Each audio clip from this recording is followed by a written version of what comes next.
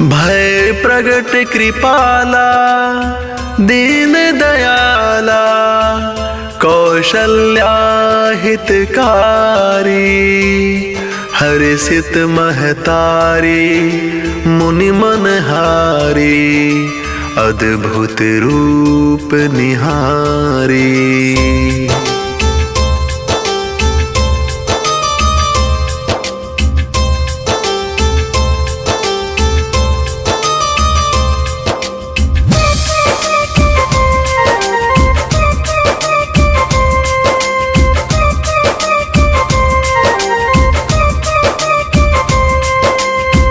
देखन को अखियाँ हैं तेरी से दूर रहे बरसों बरसों से।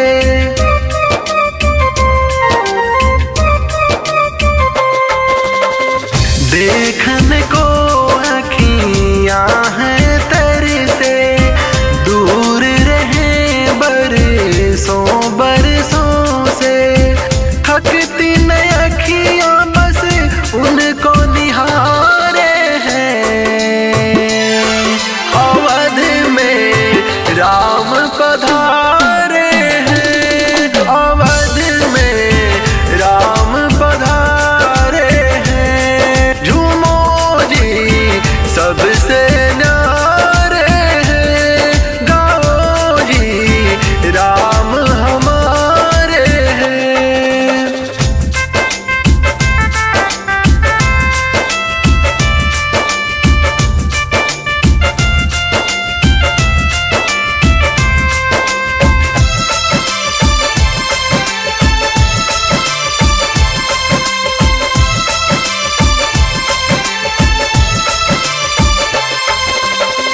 जन जन में खुशियाँ हैं छाई लगती है दिवाली आई। राम राज का आया समय है वनवासी को राज मिला है। वो नैनों के धाम हमारे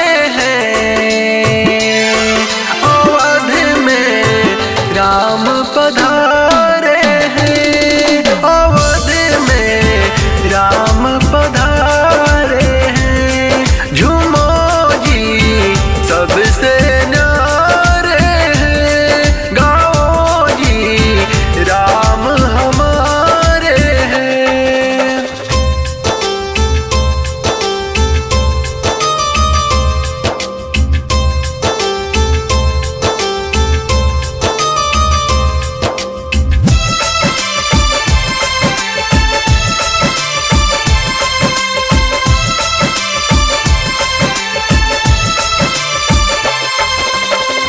आया दिवस है अभिनंदन का राज तिलक है रघुनंदन का। पुरुषोत्तम करुणा के सागर सबके मन में बसते सादर। वो ही राज दुलारे हैं अवध में राम पधारे हैं। अवध में राम पधारे हैं झूमो जी सबसे न्यारे हैं। गाओ जी राम हमारे हैं।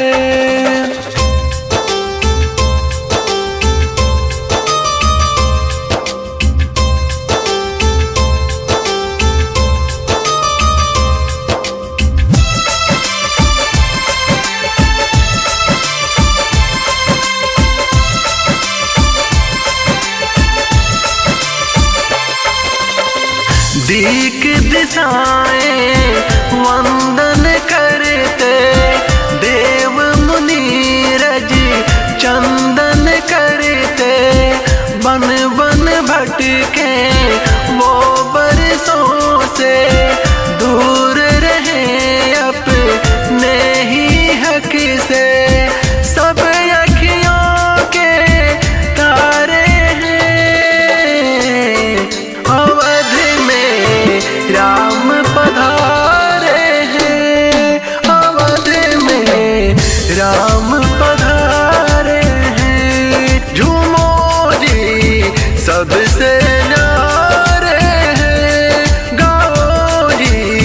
राम